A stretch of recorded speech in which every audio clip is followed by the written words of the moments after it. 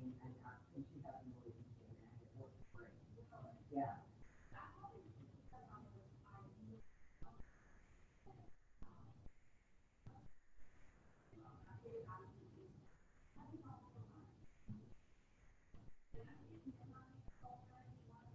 Yeah.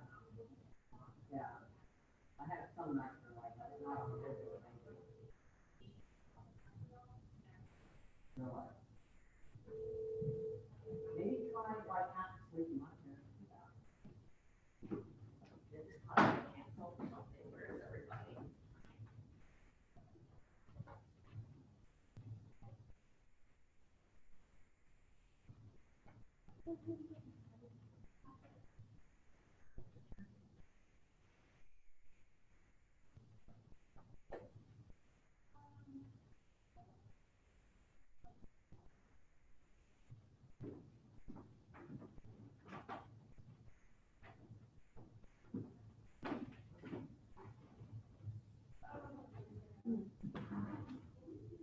Oh, that, but you don't know.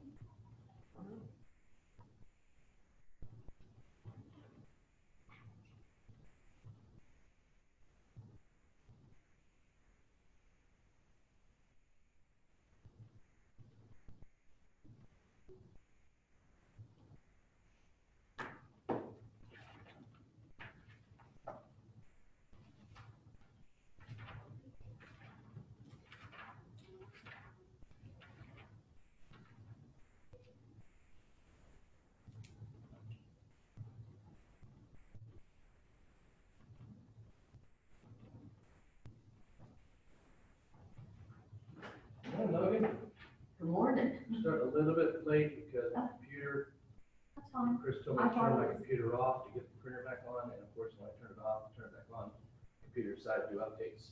Oh, well, I was here at 9:30, I think it was 9:30, so we're good. Sorry.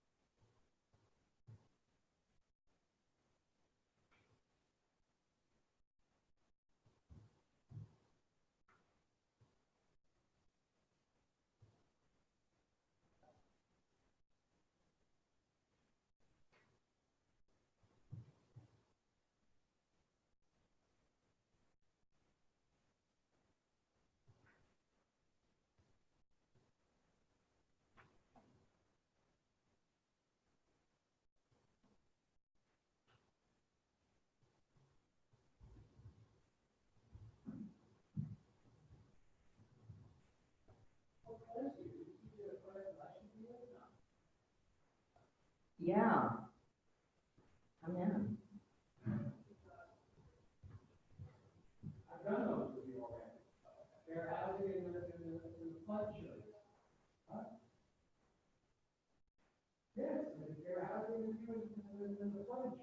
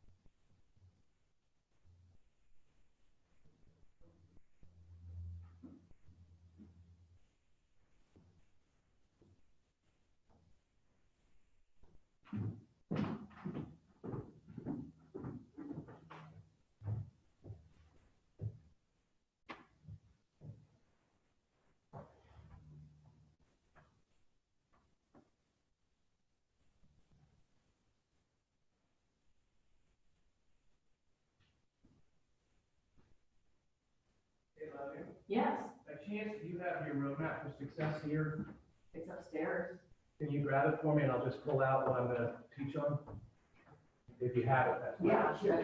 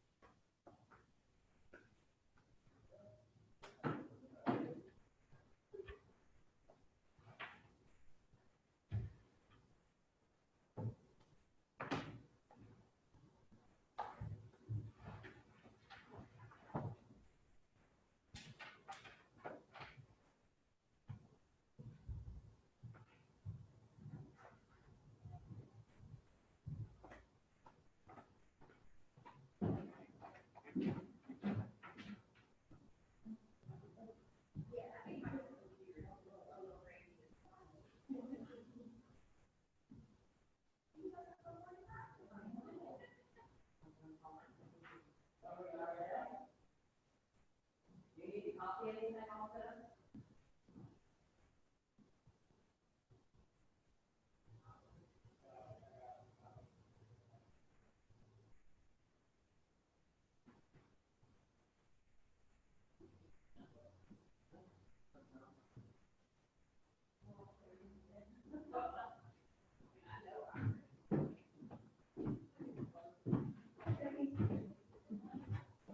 At least I'm not late.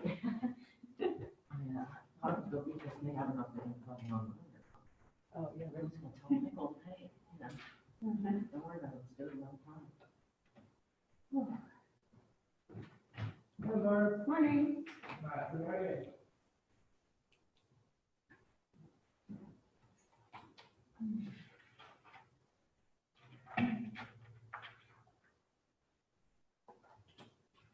Tonight, our kids come home. Oh, good. Yay.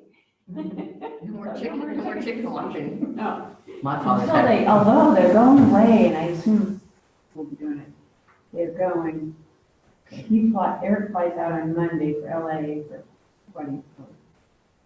And, or maybe. That's amazing that maybe- that his business takes him all over. I know, it's amazing. I think of so many photographers who, that's one of those areas that either make it or break it, you know? Right. And,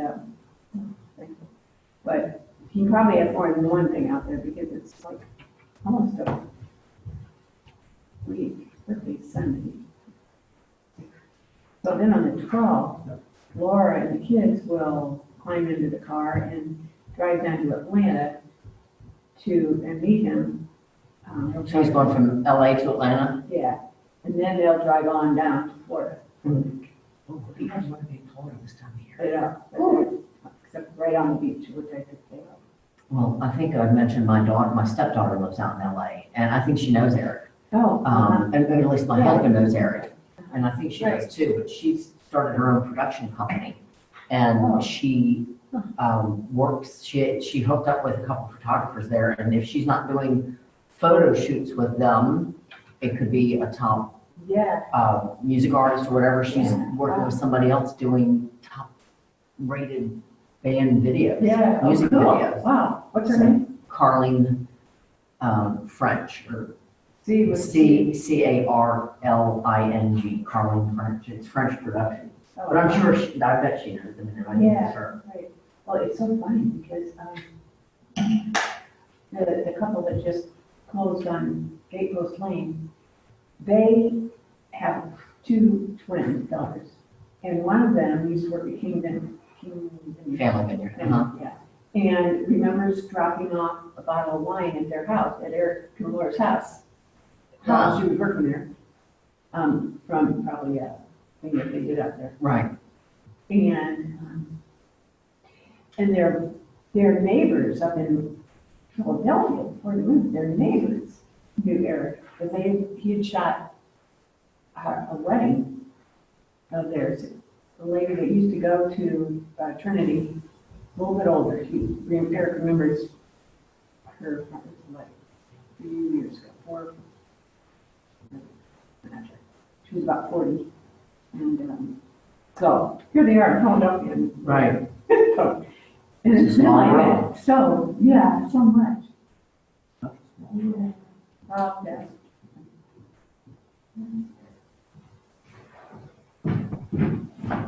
All right.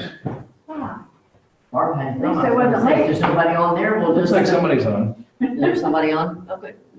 you should be late more often than I would. Right, all the time. What do you mean you should be late more often? No, you should be late more I often. And I would be I late. started quarter after. Yeah, We How much used to, longer we used one to call time? that young lifetime. yeah, in Sunday school, one time when we got back to report on a trip, we told them we were out in LA and we even got to church early and someone hollered out, "Oh, you just live in the wrong time zone." All right, so we're talking about promoting your personal business this morning. And for those of you that are online, Chris should be sending this out. I had a little technical difficulty this morning with my computer not printing. This particular outline is a little bit different than what you have in your roadmap for success. Again, because of the technical difficulties, this is the actual outline that I put together for Virginia Real Estate Board to get this class approved, which of course they haven't approved this one or my Maximizing It Open House, which I just don't understand, but I think it may be that it's too specific and they feel like those are classes that companies should be teaching versus it. But I would think it'd be great for electives. Yeah. Right, exactly. Yeah, but not all of them teach, right? And for somebody like yourself that's got 30 hours of, the post-license, these are great Right. practical classes to Yeah. take that, Absolutely. anyway, you win some, you lose some. But this is, again, one of my, favorite classes to teach because I think it goes into things that you don't hear about in other places. And especially as it relates to the social media and the follow-up and being part of the conversation and that kind of thing. And, like I was sharing yesterday in the business meeting, I mean, that spotlight that did, and remember I sent an email out to my attorney brothers. I've heard from 3 or 4 guys I literally have not heard from. It gave me an opportunity to reach out, and I heard from 3 or 4 guys in this email chain that I literally have not talked to in 40 years. Saying, hey, got that, thanks for doing it, glad things are going well for you, blah, blah, blah. I mean, it was pretty amazing. In I that did regard. watch it yesterday. It's good. Yeah, It's thank you. And so the point of it being that, just doing things like that different allow you to grab a hold of different people. Now it's up to me to follow up with Monty, to follow up with Jimmy, to follow up, keep them in a regular loop now that we've reconnected and that kind of thing. So, as we talk about all the time, you in real estate means that you've opened up your own real estate business under our umbrella. And our job here at Regular is to create an umbrella that has lots of stuff hanging down from it that you can kind of, pick and choose. Or you can, use the analogy of the low-hanging fruit. I mean, there's certain things that you do right away, announcements, business cards, those kind of things. But then there's things higher that, as you get going, you begin to, take advantage of. And one of the things that's so important in that is knowing how to take advantage of things so that you promote yourself in whatever ways you can. You kind of see, an overview, ways to make contacts, earning the right to do business. You hear me talk about that all the time, about earning the right to be somebody's realtor.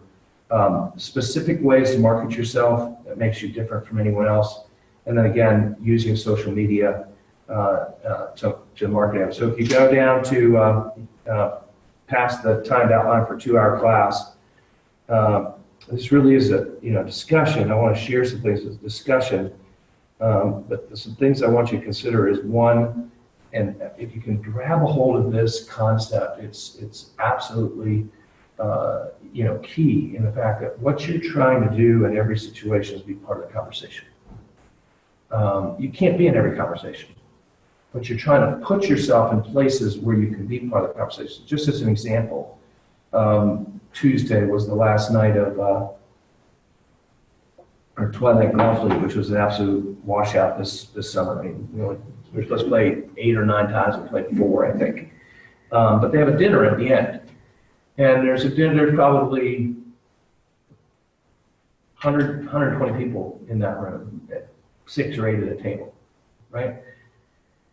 Walk in the room, there are people at every one of those tables that I would love to connect with, that I would love to build a relationship with, that kind of thing. But you just can't, get to all of them. But the point being is I walked through the door, and I was there to engage myself in some conversations, right? Where I'd see somebody and I'd go over and make sure I had something to say to them. Hey, how you doing? Blah, blah, blah. By the way, I did this. I saw my, life insurance and financial planner there, younger guy, went over and said, hey, I just want you to know if you hear from these people, I refer them to you.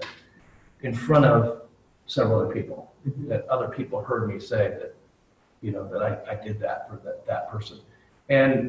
But anyway, the point being is, you can't be in every conversation, but you want to be in the right conversations. You want to hear the right things. And that's what promoting yourself is all about, is getting into those places. So using that room again, I can be in a conversation, chit chat, and realize, there's not much in this conversation, and I figure out a way to pull out to go get another conversation. And again, this whole situation at that dinner is about building my sphere of influence, about building rapport, gaining credibility, and showing people I care, right? Example, I played golf Saturday with a young friend, a guy that went to college with my son. He invited me to play with 2 of his buddies. One guy I'd met a little bit, the other guy didn't know at all. But I had a really nice conversation with him and kind of got a feel for who he was. And so as soon as, on Monday morning, I looked him up and I sent him a note. Hey, it was really great, playing golf with you. Hope we can do it again. Blah blah blah. I probably won't hear from him, but the point being is, I was in that conversation. I, hopefully built some rapport with him. I hopefully gained some credibility because we talked about some different things. And one way of showing I care is a personal note to him, just saying, my guess is it's probably the first time he's ever got a note from somebody saying, hey, I enjoyed playing golf with you. Especially in that age group. Right. They just don't do that. Right. So first, it's about being part of the conversation. Second, if you're going to boil this business down to one word, can I be successful in this business? And there's only one word I can use. The word I would use is contacts. If you don't have contacts, you're not in business. You can take all the classes. You can be the best contract negotiator. You can, know exactly how to market a house to get it sold. But if you don't have a house to sell, none of that matters. So if I had to boil it down to one word, it would be the word contacts. And when you think about that, successful business lead generation chain looks like this. You make a contact, again, whether it's, and we'll talk about it, whether it's online or whether it's, in that dinner the other night or at church or at your favorite Christmas party or your favorite summer picnic or whatever, you're making contacts in those places by taking the initiative to be there, right? And once you make a contact, initially they turn into suspects. Somebody may say, how's the market? And you talk to them about the market because you know it and that kind of thing. And you say, well, we're thinking about, possibly buying something in the next 6 months or so. So it changes from being a suspect into a prospect, right? And from there, you're going to work that until they get to the place where they become a customer / client. Good example, young guy at church. Came to me the other day and he said, can you tell me what it looks like to buy a house? And so Jay and I met with him for coffee, and we just sat down and we, he's a contact. I met him. I can't remember how I met him, but I met him at church someplace. I've stayed in touch with him, and because of that, he reached out to me and he said, hey, I'd love to, hear this. So now we're suspect. Let's see what happens. Well, it turns out that he doesn't really have enough down payment. He's got some issues to work out in regards to student loans. But Jay has gotten to the place where he knows what he needs to do in the next 6 to 12 months to be able to put himself in a position to save some money and to strengthen his credit rating. So he now is a long-term prospect. Right. Using a sports analogy, he's an 8th grader, but you can see what he's got the potential, and so we're going to work with him. This past weekend, I had the privilege of spending some time with a kid from New Zealand, and it was a friend of mine here.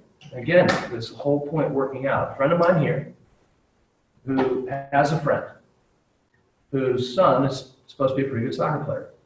So my friend said, would you be willing to, blah, blah. I said, yeah, I'd be happy to. So they sent me his son's video, of how he plays. And I sent it to my friend who's one of the soccer coaches here at UVA. And there have been other times where my friend just said, thanks, but no thanks. But this one they said, hey, if he's willing to, we've got this elite soccer camp on whatever Saturday was, the 28th.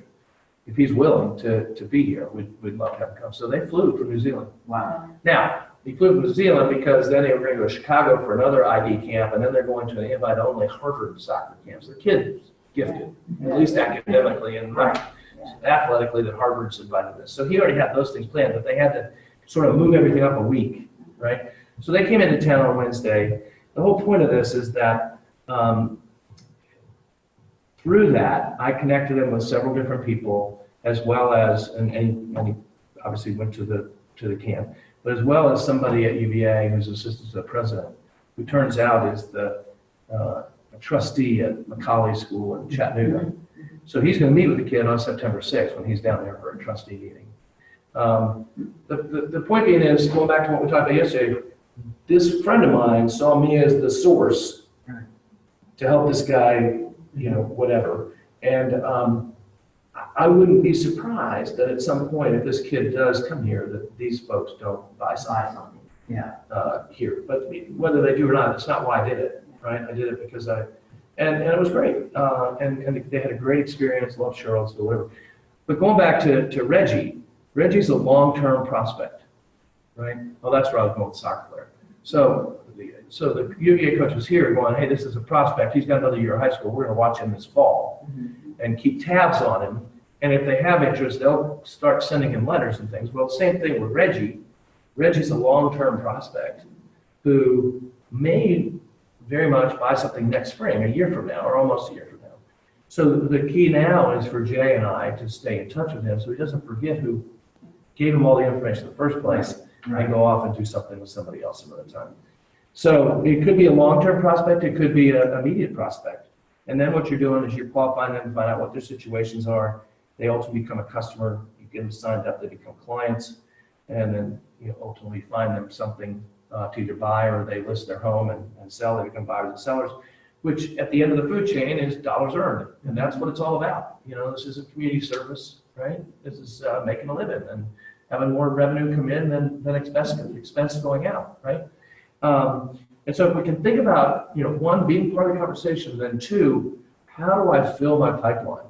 How do I have more and more people that I'm engaged with and I'm saying things to so that there's more and more options for me to get business, right? And my sort of analogy with this is the old-fashioned orange juicer, not a Vitamix, or a Bullet or whatever, but the old-fashioned juicer where you turn the Swiss of the oranges and you put them in and you ultimately made, orange juice. But when you did that, a lot of pulp, a lot of stuff comes in and so you're pouring it and not as much juice because the pulp, is keeping it from coming in. Well, it's the same thing as you can put a lot into your sphere of influence. And at first you want to put whatever you can find in it. But ultimately you begin to find the good stuff. And so you start deleting out the pulp, right? So that you get pure orange juice coming out. That's what we're trying to do, is try to get pure dollars earned at the end of the day. We don't want to be out there wasting our time with people that aren't going to do anything, right? And there are ways, and again, it's not for this class, but there are ways to do that. There are ways to stay in touch with people, even though they're long-term prospects. As an example, if Reggie was ready to have an agent referred, which he's not, I would put them in touch with an agent, and when the agent's previewing in the price range that we think Reggie's going to qualify for, when you're out previewing and say, hey, Reggie, I'm going to go out and preview 3 or 4 houses on Saturday, would you like to go with me? Now even though they're on the back burner, you're not ready to do anything, you're staying in touch with them and you're providing them, content and expertise, and that's what's going to keep them from forgetting, that you're in the midst of this, as well as follow-up notes and things like that. So lead generation, food chain, simple process, build rapport, gain credibility, show people you care. And as you know, I've changed this to say having a system in place to show people you care. You've got to have a system in place, regardless of what it is, that allows you to show people you care, so people don't fall through the cracks. So again, Reggie, I guess is my example for this morning. When I found out that he had leased a property and this is what he needs to do, into my Microsoft Outlook went February 1st, reach out to Reggie. So I'm going to be in touch with him whenever I can, but I'm going to have something in my calendar that's going to pop up on February 1st that says, Michael, reach out to Reggie. Because he says April or May is when he wants to do something. So, if I don't have that, there's a good chance I'm going to forget. So I'm trying to have a system in place to be able to show people care. Yesterday was a friend of mine's anniversary, and up pops, bowling anniversary 91. So I knew it's their 27th anniversary. So I'm able to just shoot them a Facebook instant message because I didn't have her text to both of them. Happy anniversary, 27 years, wow, congratulations, blah, blah, blah. So just little things like that just, just pop up. And we'll talk about how to do that more intentionally as we go through this. Reputation is a key to generating new business, and it's all about building relationships. I just truly believe that's true. And we talk all the time about it's all about earning the right. Be seen, be known, be heard, right? Be seen, be known, be heard, but also people love that they're known and they're cared for. So even though we're saying be seen, be known, be heard, a flip of that is do people know that you care about them? Do they know that you're in their thought process, and do they know that you care about them? When you do that, that's a huge thing in moving them toward you versus somebody else. I got a text just this morning from a gal who's one of the staff people for the tennis team. Haven't really been involved with them this summer very much, and she texted me this morning and said, I don't know why, but your name popped up in my head today. I just want to let you know I'm thinking about you. Miss seeing you. I hope everything's well. Yeah, it made me feel great that that person was thinking about me.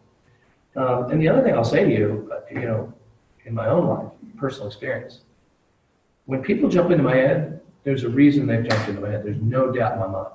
Because when I text them or email them or call them, they will say to me, I can't believe you called me today. Let me tell you what's going on. Or that was exactly what I needed to hear today. And, it's cool when that happens, because I think, when you act upon those things, then you have the opportunity to, keenly sense. In my mind, it's God giving me people that He puts them on the heart. Other people think it's, just the energy of the, whatever it is, it doesn't matter. It's up to us to follow through on it. And it's like when you exercise. When you start exercising on a regular basis, initially you go slow, but with each time you exercise, you get stronger and you can go farther, or you can lift more, or whatever the case may be. It's the same thing with this, that when you step out and you care for somebody and you get something back and say, wow, that was so great that you reached out to me today. The next time it happens, oh man, I need to do this because there's a reason for that, right? So I believe everyone can accomplish these, but let's get into some ideas that I've seen work in the past. So you're doing some of this, but there's always ways to do it better. Reach out to everyone you know, no matter what their business. You never know who might know someone, right? So you should be reaching out to people on a consistent and regular basis, not just about them, but again, the classic Buffini line, I'm never too busy for your referrals. If you know somebody who's thinking about buying or selling, I would love the opportunity to serve them. I add into that. I'd love to, I add into Brian's stuff, not that his stuff isn't good, but I add into it, I'd love to earn the right to help that person buy a house. I'd love to earn the right to help that person get their house, market their house to get it sold. It used to be years ago that the statistic was that that one person, when you positively or negatively impact one person, you have the ability to positively or negatively impact 285 people. And the picture, if you will, is those carnival mirrors where you stand in front of it, it's just you and infinity, right? You're going out, and hopefully it's the skinny one, not the. But that's the picture. That if I positively impact this person, then there's a good chance they may positively impact a lot. Or if I positively impact that person, 10 people down may hear a story about how I did that, and then they come across me and say, "Oh, you know what? Such and such told me about you the other day." Right? Now, the key to that is you can negatively impact people the same way. Right? It's always great when somebody down the line says to you, "Hey, I know what you did for my friend, blah, blah, blah. I've heard that story, blah, blah." And I'm always grateful for that. But I also, in the back of my head, I'm thinking, how many people go, "I know what you do to that guy, and you were a jerk," and they've never known me, and they still think of me as a jerk 15 years later because of whatever. So, but the point being is we have the ability to ripple effect positively and generate business by the way we care for people. I think it's probably at least 10 times that now with social media. Mm-hmm. I mean, you think about you send something out on your Facebook page and you've got 500 friends. Well, 500 friends are seeing that. Or if somebody posts something about you with you tagged in the thing, and they've got 500 friends, 500 people that you might not know are hearing about Barb or Logan, right? And then somebody likes it, so they share it with their 1,000 people, right? All of a sudden, there's this amazing algorithm, exponential, sort of thing that can happen. And again, it can be positive or it can be negative, right? So the key is that we want to keep it positive.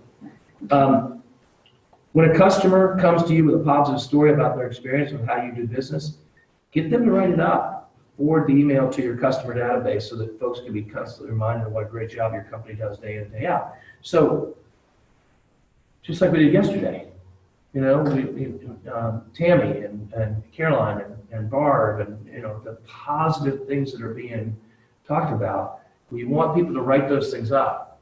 One, so that you can use it and put it into like we did with Jay, a testimonial page. And you email out to your friends, hey, here's what people are saying about Barb. Here's what people are saying about the way Logan does real estate or whatever. And you've got these testimonials, and that's the building up of their credibility, right? And it's hard because it's you, right? And you don't want to be bragging, but you think about it different. And if you, again, go back to the beginning, if you think about the fact that you are a real estate business, right? A real estate business has to market itself. A real estate business has to brand itself. A real estate business has to differentiate itself. A real estate business has to be in a place where people go, gosh, I want to work with those folks, right? And so you have to do this personal promotion. If you can think about it not as much by personal promotion, but think about it as business promotion, then maybe that'll get you over the hump in regards to, and Chris, you know, can really help you with this. You know, we got those testimonials from Jay, and Chris had that flyer, Why We Love Jay, done in, I don't know, 15 minutes. He sent it back to me. I just, you know, I send him these things, you know, when I just think of them, right? And thinking he's going to get to it tomorrow or Monday or whatever, and 15 minutes later, said, "What? How's this look?" Right? Kind of thing. But anyway, so creating flyers, testimonies, and distributing, just talked about that. Here's the thing that you got to understand: if you don't do it, for whatever reason, even though you did a fantastic job, they're going to forget it. You've got to constantly remind them that you're in the business. You got to constantly remind them that you're doing a great job of servicing buyers and sellers. Because if you don't, they forget. And the next thing you know, they're out buying something, and then you go, what happened? You know? And NAR statistics prove it. The surveys they get back from people that said they had a great experience with a realtor, and then 2 years later they sent a survey. But people more often remember the company or the color of the sign or something like that, but they don't remember the agent. And the older they don't remember the agent because the agent's never done anything to follow them. And they just get out of sight, out of mind. We talked, and we won't spend a lot of time on this, about using open house to promote yourself. We did that Tuesday. And if you're listening in today, if you missed that class, don't forget you can go to the YouTube channel and watch the class. That was really good. A lot of good, not only hopefully content for me, but the chit chat around the table was really positive. So take the time to do that. Before, you know, backing up just for 1 second, always thinking outside the box. What can I do? What can I do differently than I've done before? You know, always thinking about the outside the box of a reason to get in touch with somebody. You know, again, as an example, I think I said this yesterday, that with the I Love Seaville spotlight thing that they did, some past clients who have chosen to hold off for a while in doing anything. I just thought, hey, this is a great way of sending them something, saying, hey, I know you're interested in Charlottesville. Here's what I had to say about it. And just send it to them. And I got responses back from both the husband and the wife. Hey, thanks so much for sending this, you know, blah, blah, blah. So just thinking outside the box when contacting your sphere of influence, or in ways of adding to your sphere of influence. You know, have the courage in the businesses that you spend money in. Have the courage, find out who's in charge of those businesses or who's serving you, and just telling them, hey, you know, I'm in the real estate business. You got people coming to this restaurant all the time that are here from out of town. If you ever hear anybody that's, you know, wanting to know more about real estate, would you please give them my card? Here, you know, here's what, you know, kind of thing. Using open house to promote yourself. Again, we did that Tuesday. You know, knowing, am I holding the house open to find buyers, sellers, or letting my sphere of influence know? Consider holding happy hours / dinners so that you can personally network with your sphere of influence and within networks that will positively impact your business. It doesn't have to be expensive. It doesn't even have to be labor intensive. An example is you could, you know, the people that you've worked with, or people, you know, Logan, that you've worked with at the store, or the people that you've already done business with, just say, hey, I'm going to be at Burton's Wednesday night at 5 o'clock. First drinks on me. and you just meet them in the bar, and you have, you've got little tickets, and the bartender knows that when you get a ticket, it just goes onto your account. So you have 5 or 10 people there, it may cost you, $50, $60. But the point being is you didn't have to set it up, and it's just this nice way of those people getting to know each other. What happens in those places is not only that other people get to know each other, they start talking about you because you're the reason that they came. Oh yeah, Barb helped me with this rental. Oh yeah, Logan helped me with this listing, and blah, blah, blah. So it doesn't have to be, my brother, Dan played, Barb, when was that, a couple months ago? Yeah. A couple of months ago, he played at Seaville Coffee, and we just opened it up to friends and people that work. It's raining again. God, opened up to the office, opened up to other friends, and it was just a place that people came in, and it was a fundraiser. So there was a $10 cover charge or something like that. And some of the folks from the office came, and some of our friends came, and it's just a fun time to just kind of connect with people, and then people talk about it afterwards, and there's that ripple effect. Right. They go back and talk to friends. Oh my gosh, we had a good time last night. Blah blah blah. Just keeps your name forefront. Another thing you do, and we've done this in the past, and we'll do it probably again, is Paramount does Sunday afternoon movies. So if you've got if they're going to do Frozen sing along or something like that. You can literally, with your A+ clients, you can go buy 10 tickets at $5 each or whatever they are, and invite them and say, hey, bring your family to the Frozen sing along, or you can just say, hey, come, and you can work out a deal where you pay for the popcorn. Just tell them it's going to be happening. I'll meet you at the front, and I've got tickets for you for free popcorns. It doesn't have to be a big deal, and it doesn't have to be you finding a place and setting it up and tearing it down and. It's just about gathering people and having people feel good. Agent that I talk about a lot up in Northern Virginia, Kate Ryan, who's with Long and Foster, and she's just done a lot of business with my family over the years. Just sold my brother's house. She literally invites people to a Nationals game. So in a couple of weeks, she buys a bunch of general admission tickets and says, come to a Nats game. And so people come to the Nats game. That's all she has to do. She just has to sit down, and people come in and they watch a baseball game, and she's got this whole wonderful ballpark for people to experience and have a good time, and that kind of thing. She's a very successful agent, so I don't know, maybe the tickets are $10 a piece, and she has 100 people, it's $1,000. But what they've found and seen is when you do that, there's 1 or 2 referrals that come out of that, more than pay for the $1,000. Sure. Keith and Yona do this. A number of people, Michelle Pike, grab a pie at Thanksgiving. They literally have a place. They get pies from someplace. They have a place where people come and they come to the office from 2 to 4 and pick up a pie. And they get 2 or 3 different types. And the people come in, how you doing? And they have a pie fest. Wine and cheese around the holidays. A poinsettia is a giveaway. Like Peter does that. He literally buys out Lowe's all their little poinsettias. He goes and stops by all his former clients and drops off poinsettias for them. Here's one that I don't think a lot of people do, but I think could be positive, is talk to your business sphere of influence, places that you frequent, and say, hey, would you mind if I put some of my material in your establishment? Nobody's ever asked them before. They may say yes. Now, you may only get it for a couple, 3 weeks because the next agent comes in and says, hey, I want to put my stuff there, and all of a sudden he feels like, or she feels like, I don't want all this stuff in here. But even if it's 2 or 3 weeks where your stuff's in there, Right. That's something. Regular emails about the industry, new products and state news. Hopefully we're providing that to you with our newsletter, with the articles that I write, with different links to things through Keeping Current Matters, or just whatever Chris and I are sending to you that you can just literally copy and paste and send it out to your email distribution box list.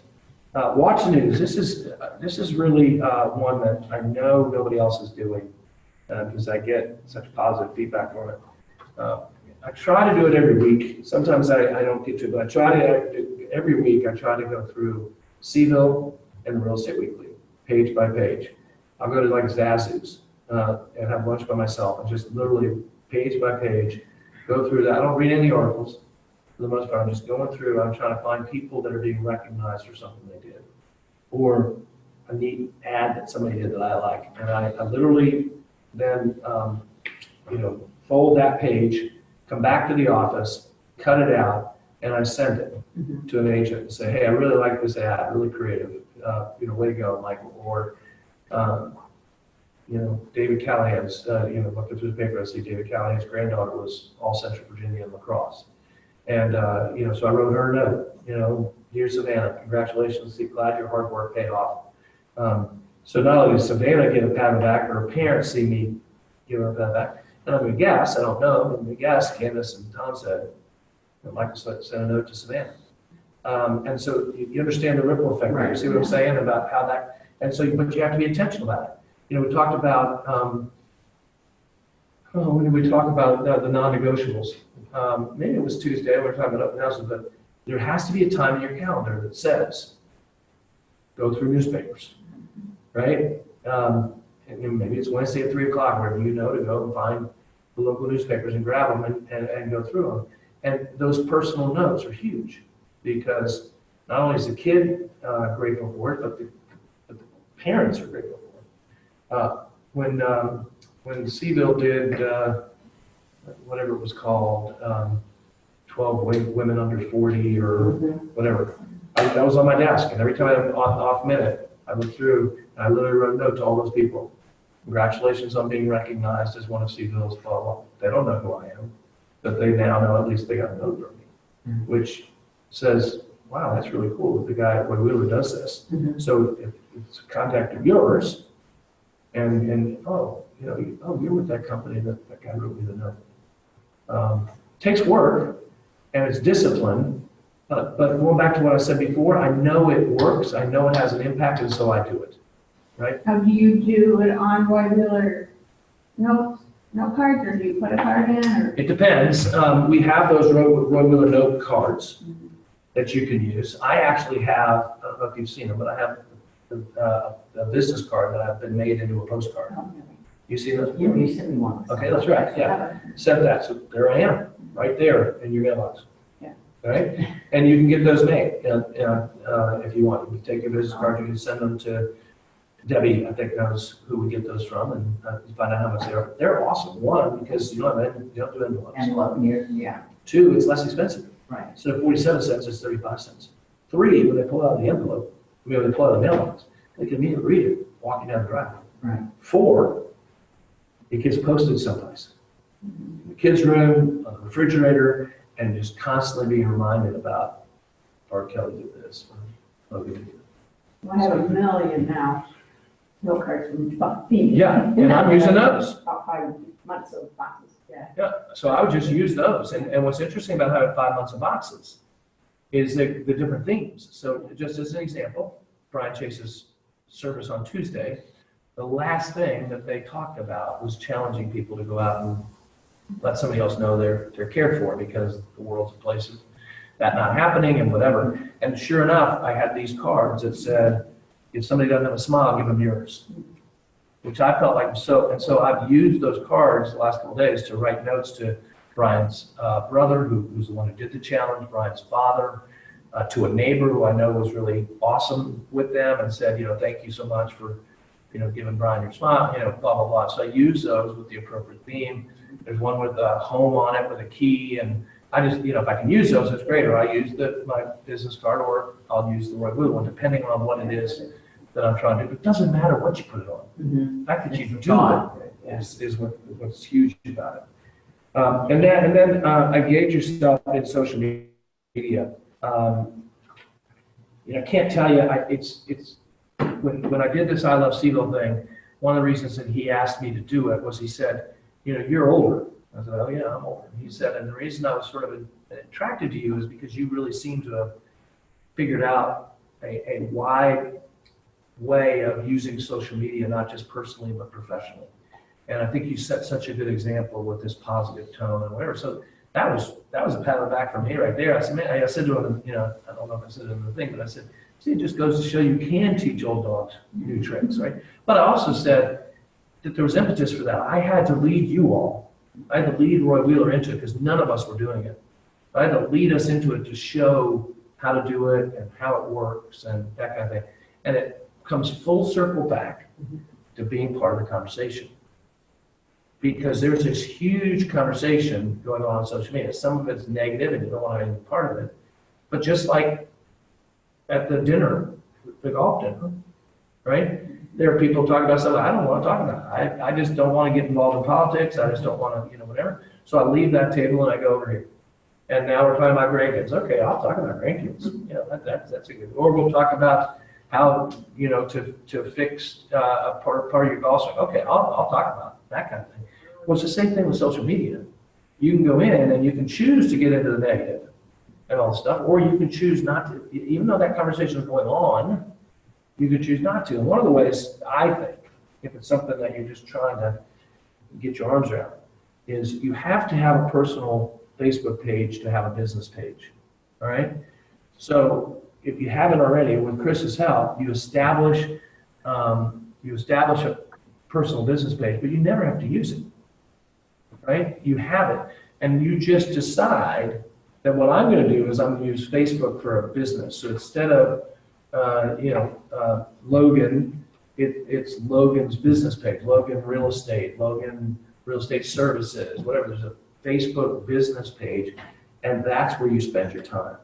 And then you collectively, search and find your business contacts, find your old store clients, find your whatever, and you start asking them. And if I had to do it over again, I would be much more diligent on who I've added into my Facebook stream, because I've got a huge number of people, right? And some of the people I have no idea who they are. But at the same time, going back to the ripple effect or shotgun technique, if I send something out, all of a sudden somebody likes me or likes what I did, and I go, oh, wait, who is that? And then I go back, and all of a sudden I realize there are a lot more people that are actually reading what I'm writing than I think, right?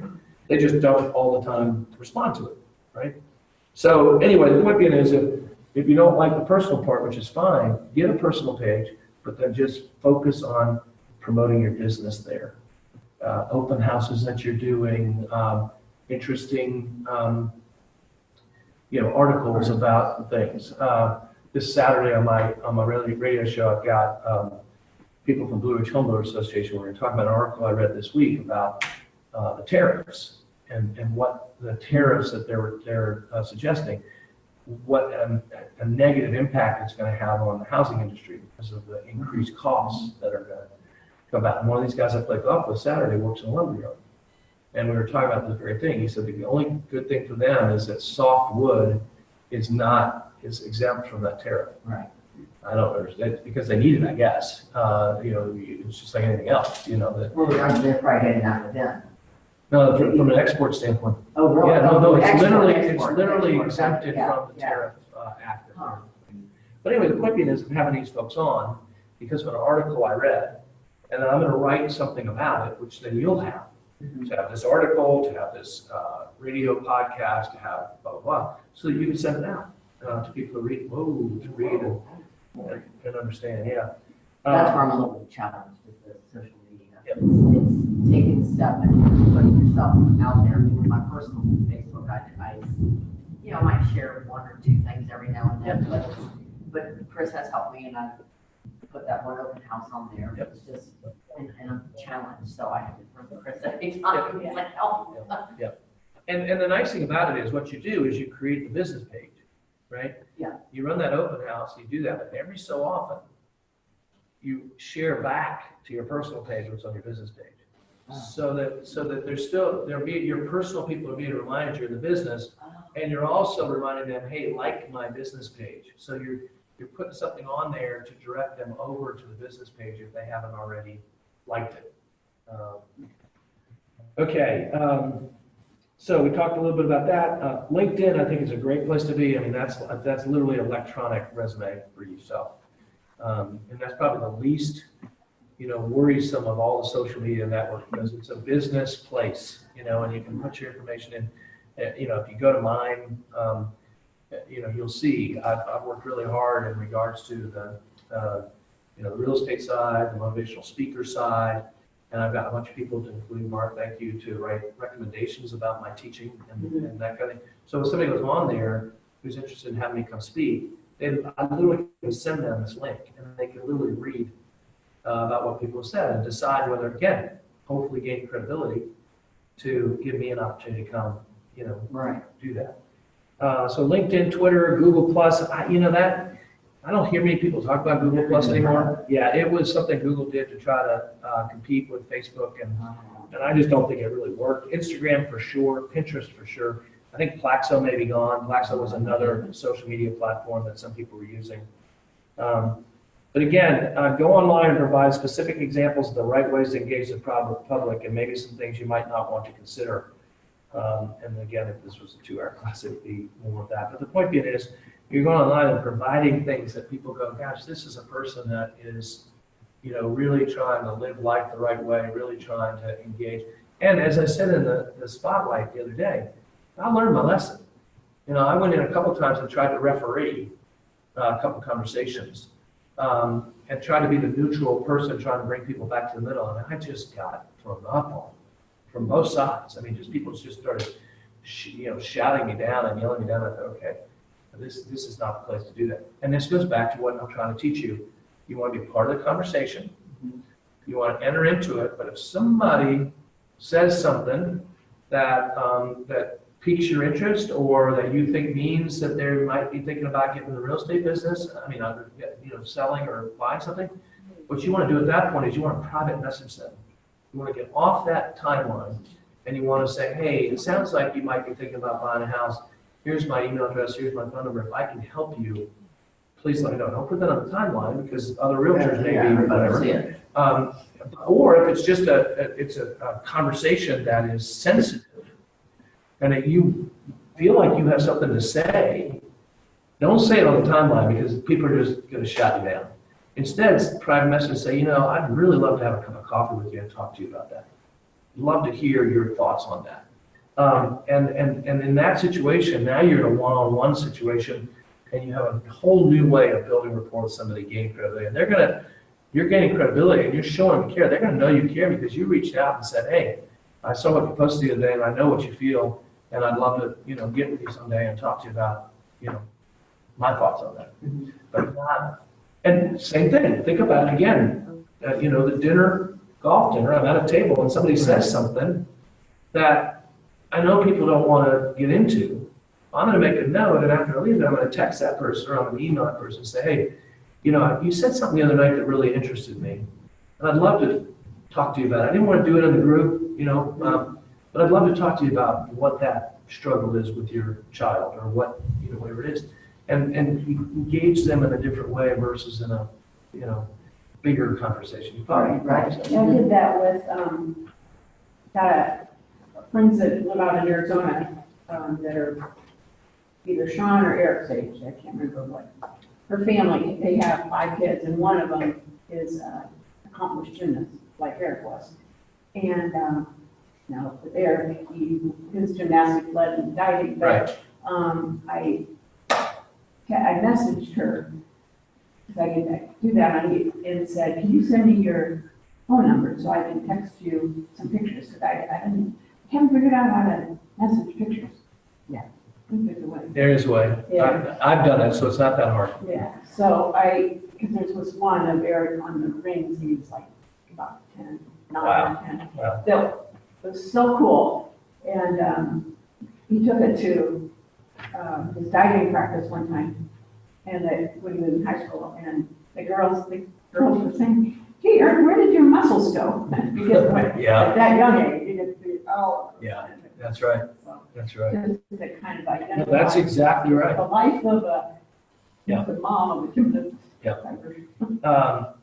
We talked about the Facebook fan page. I put Twitter on here. I think Twitter is for folks who are, that's just advanced. Do LinkedIn, do Facebook business fan page. And then if you want, create a Twitter account. Because the problem with Twitter really is a conversation, but it's a frenetic conversation. Yeah. If you're out of it for an hour, you're out of it, right? And I work really hard at that with my own, with @RoyWillard.RE. Chris doesn't even mess with he has his own Twitter account, but he doesn't mess with the Roy Willard. I pretty much do that with myself. So I actually have 3.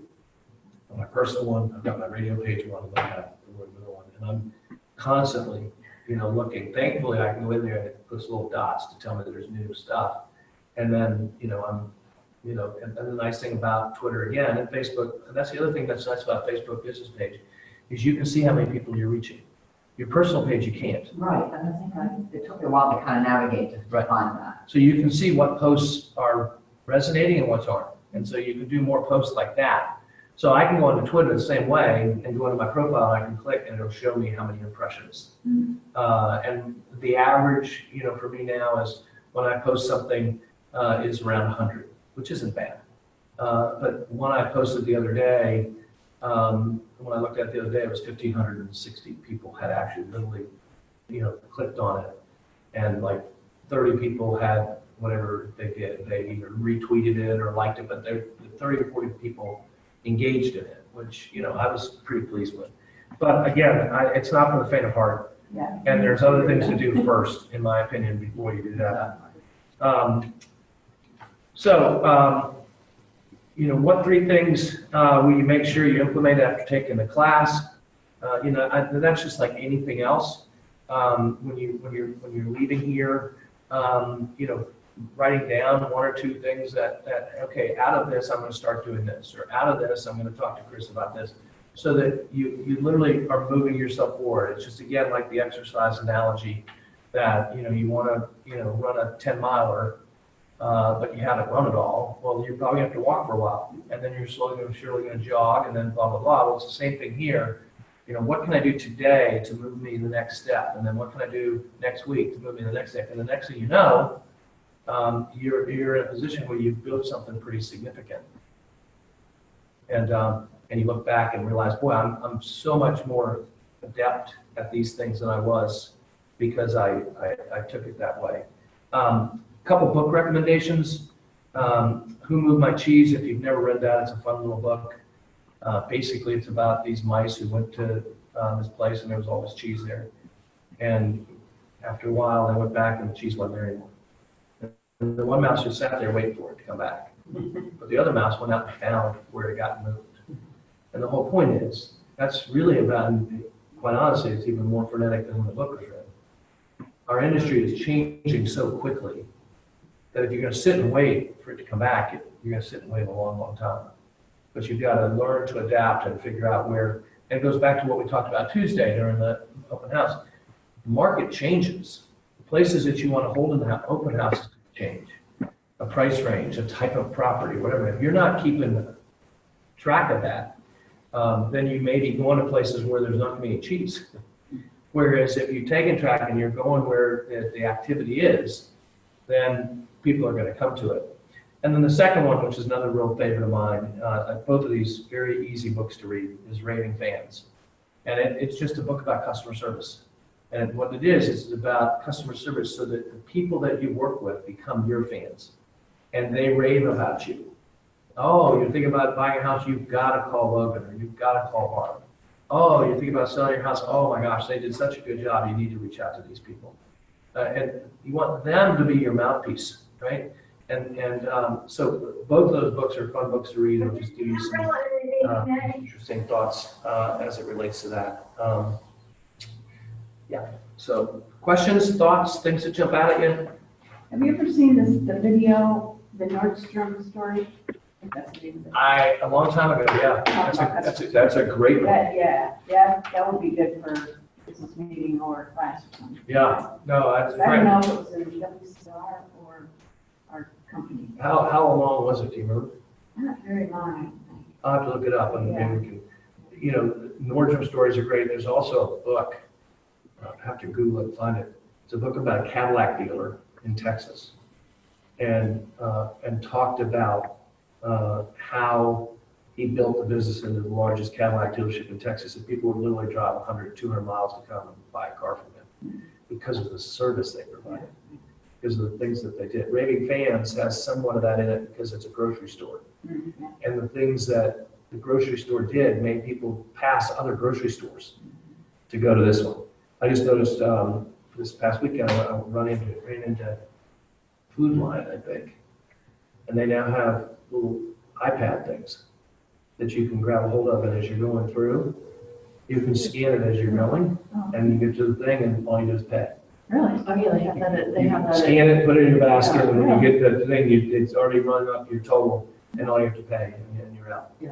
I didn't try it, but I thought, no, that, if it's user-friendly, that would cause me to go there versus someplace else. Maybe that's what Kroger.